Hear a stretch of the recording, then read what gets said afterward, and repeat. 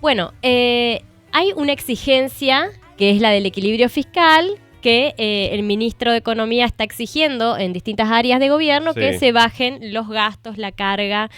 Y bueno, y eso como que funciona como excusa a la hora de recortar en los sectores más vulnerables. Por eso el tema del PAMI, donde hay una excusa que dice que los afiliados, muchos de ellos tienen más de 80 años, y también demonizando un poco el colectivo de personas con discapacidad y hablando de lo que todo el mundo conoce como el fraude de las pensiones, que no responden a personas que tienen discapacidad real y demás.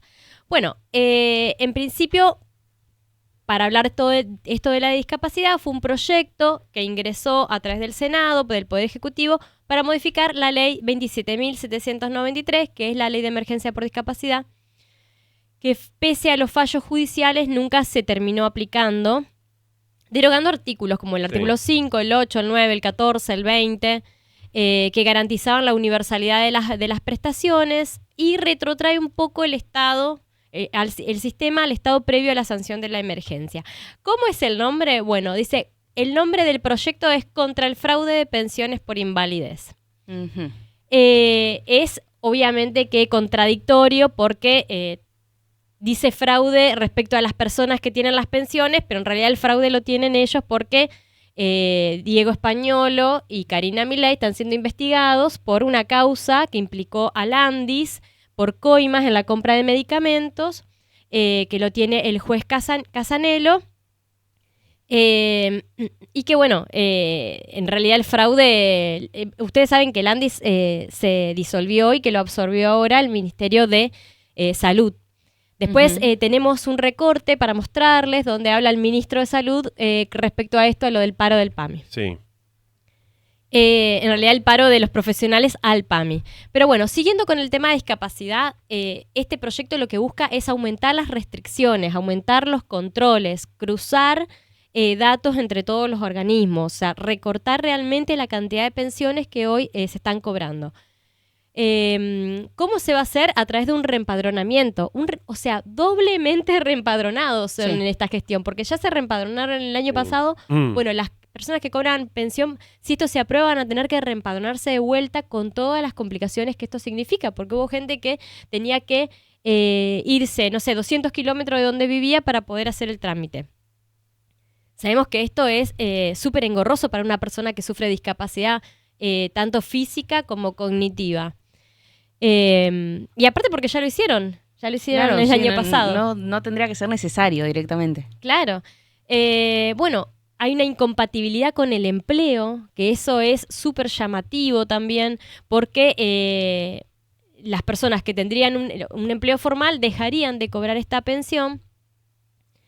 Y respecto a esto, también baja los programas que tienen las empresas de promoción para programas de cuando toman como empleados personas con discapacidad. Elimina el nomenclador, desregula la negociación por sistema de salud y suprime la actualización automática trimestral por IPC.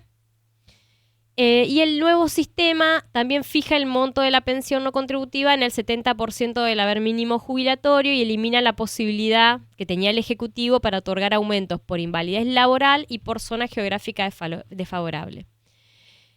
Habría que ver, bueno, en el caso de los menores de edad que cobran la pensión, cómo sería el sistema, porque cambia el enfoque cambiaría el enfoque de la pensión, sería una pensión más por invalidez laboral que otra cosa.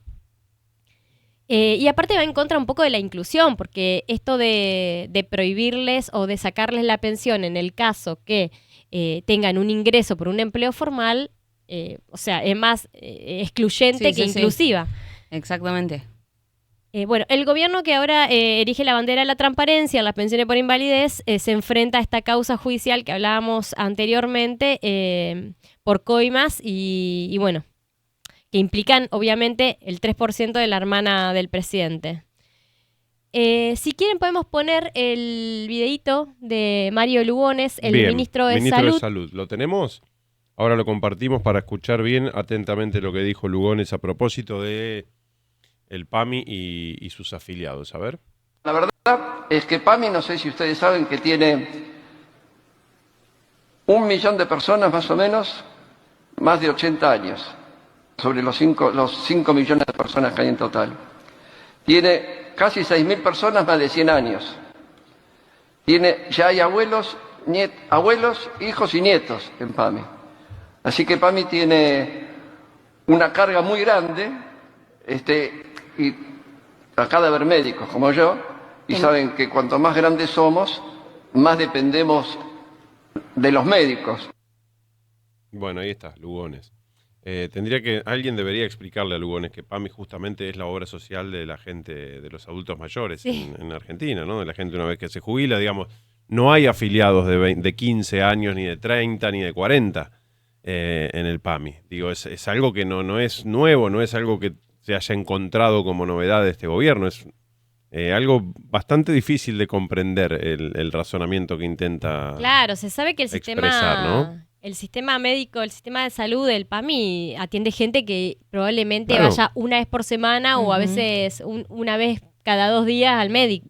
Sí, que hoy en muchos casos no está pudiendo ir o no está recibiendo la atención porque, de hecho en las últimas horas la ministra de Salud, de nuestra provincia, después de lo que fue la reunión del Consejo Federal ayer, planteó claramente que entre todas las atenciones que el gobierno provincial está teniendo hoy de gente que va a los hospitales o a los centros de salud porque no tiene una cobertura social, hay un 25%, que es un montón, de gente que son afiliados al PAMI. Y van a atenderse a los centros de salud barriales o a los hospitales públicos porque no están recibiendo medicamentos, porque se cortó el programa Remediar, porque claramente el gobierno nacional ha tomado una decisión que es abandonar absolutamente todas las ayudas que había en el sistema de salud en general, desde la vacunación hasta los remedios para los jubilados, pasando por discapacidad, por salud mental, por ejemplo, también, que está atravesando un momento crítico. Y a Lugones lo escuchábamos recién como diciendo, o lo único que le faltó decir, y bueno, ya en cualquier momento se mueren, estamos esperando eso para no tener que renegar tanto, ¿no? Sí, Guille, eso es un poco lo que recae sobre el sistema público provincial.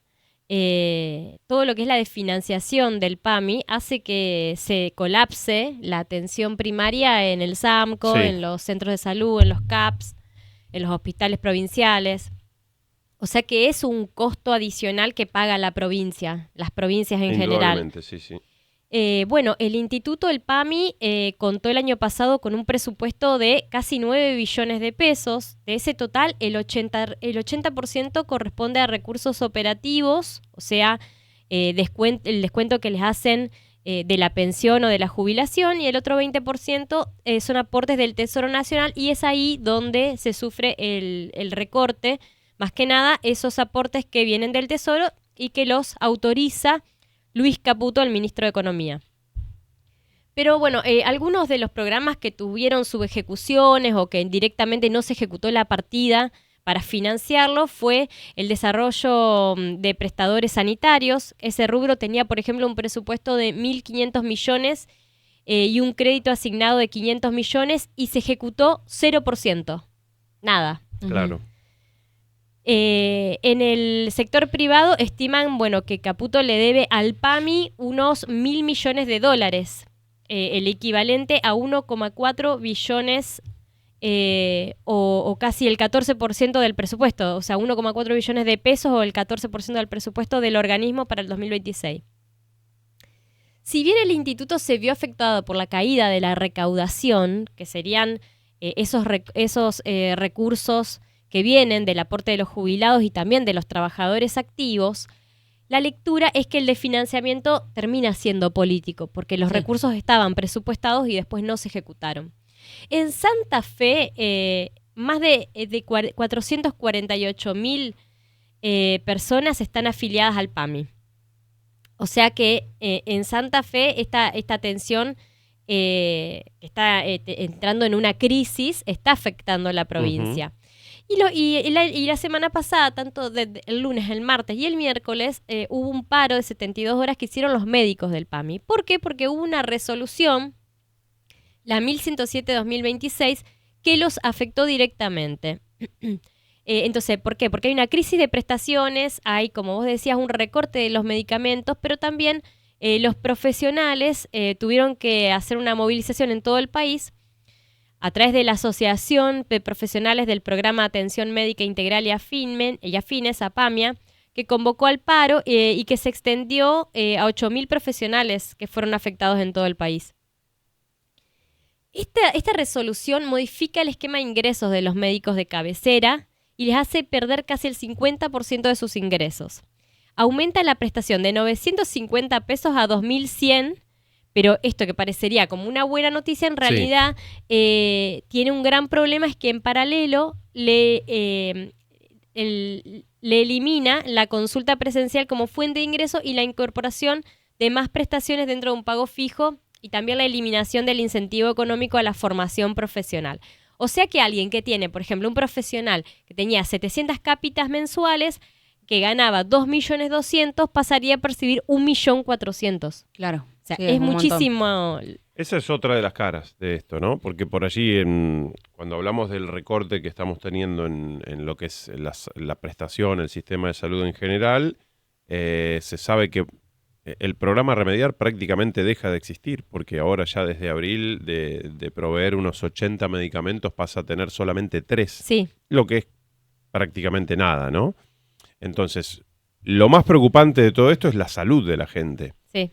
Después, como derivados de todo este recorte enorme que está haciendo el gobierno nacional, está la situación de quienes trabajan. Claro. Como tenés la situación de los prestadores en servicios de discapacidad, salud mental, etcétera, etcétera. A mí lo que me queda de fondo de esto, Meli, seguramente te queda alguna cosita más para ir agregando, es porque en definitiva tu espacio aquí tiene que ver con la economía, venimos abordando distintos temas y hemos hablado a lo largo de este año largo ya de la cuestión de distintos recortes que ha hecho el gobierno, no solo en el ámbito de la salud, es ¿a dónde está todo ese dinero que el gobierno está ahorrando supuestamente? ¿No? Porque el gobierno lo plantea como un ahorro, como que se puede, no sé, lograr el superávit, pero si tenemos tanto dinero que deja de ir al sistema de salud y concretamente a prestaciones que la gente necesita en muchos casos para vivir o para sobrevivir, si tenemos recortes en todos los ámbitos, no solo en salud, estamos hablando de cifras millonarias, de miles y miles de millones, de billones de pesos. ¿A dónde está? ¿En qué mejora se ve traducido eso? Eso es el dato de fondo, me parece, ¿no? Sí, bueno, ellos intentan conseguir el equilibrio fiscal. Por otro lado, hay mucha deuda, o sea que mucha deuda interna en bonos y demás, vencimientos que se tienen que cumplir. Después, digamos, hay dinero que no sabemos a dónde va. Eso hay muchos que no lo vamos a saber. Pero bueno, lo único que sabemos es que los recortes están yendo a la gente a los sectores más vulnerables, digamos. Exactamente. Que es la gente que se atiende en la salud pública, la gente que cobra la jubilación, la gente que cobra la pensión. Bueno, en lo cotidiano vemos, o sea, tenemos un montón de gente alrededor nuestro que cobra 400.000 pesos de jubilación y que realmente no están llegando las vacunas, no está llegando la medicación para la cardiopatía, la hipertensión, todas enfermedades crónicas de los adultos mayores que realmente cuando van al médico los testimonios son esos, digamos, que le preguntan al médico qué medicamento es el que les permite seguir viviendo porque realmente tienen que elegir en cuál comprar entre todos los que tienen que tomar, cuál comprar y cuál dejar de tomarlo, o si tienen que tomar los medicamentos o comer. Esa es la realidad que están viviendo hoy nuestros adultos mayores. Y bueno, y también que enfrentan, por un lado hablamos de los profesionales, que eso deriva en un impacto directo en la atención de los adultos mayores cuando van y su médico está de paro, básicamente. Sí. Y después el organismo que tiene deudas con las prestadoras, con las farmacias por 500.000 millones de pesos. Clínicas, farmacias, ópticas, no están entregando los anteojos, o sea, ya no tienen cobertura de anteojos, laboratorios que enfrentan hasta 4 meses de atrasos en los pagos. se restringen servicios. Cada vez, digamos, los turnos que te dan para hacerte un estudio u otro cada vez son más lejanos. Y el plan remediar, lo que decíamos hace un rato también, menos medicamentos. Pasamos de tener casi 80 medicamentos a solamente 3. Un programa que se creó en el 2002 para dar respuesta a la crisis. ¿Por qué? Porque todos estos medicamentos son un ingreso indirecto en la jubilación. Sí. Es plata que vos no tenés que ir a gastar a la farmacia porque te lo dan gratis, entonces es un ingreso indirecto.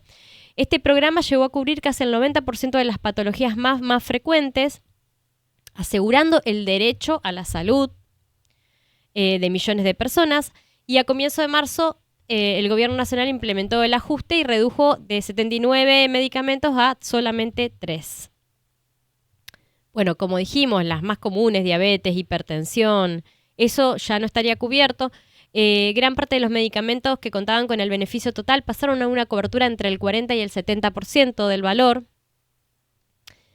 Ahora sabemos que la justicia a partir de octubre del año pasado ordenó al PAMI restituir medicamentos al 100%. No sé si eso está pasando, si están cumpliendo con ese fallo, porque bueno, son bastante incumplidores en todo lo que la justicia les dice. Pero bueno, esto se traduce en una caída sostenida en el consumo de medicamentos bajo receta. Y ahí el informe del Instituto Argentina Grande indicó que en el tercer trimestre del 2025 se vendieron 5,4 millones de medicamentos menos que en el mismo periodo del 2023. Sí, es un panorama tristísimo. Tremendo. Y que uno se acostumbra a naturalizar porque es parte del contexto en el que vivimos hace rato ya. Que los jubilados tengan que elegir entre lo prioritario, que no es más que medicación para mantenerse vivos y no pueden acceder a todo. Sí, en realidad tenés algunos que quizá con ayuda de algún familiar la pueden sobrellevar un poco, es un porcentaje determinado.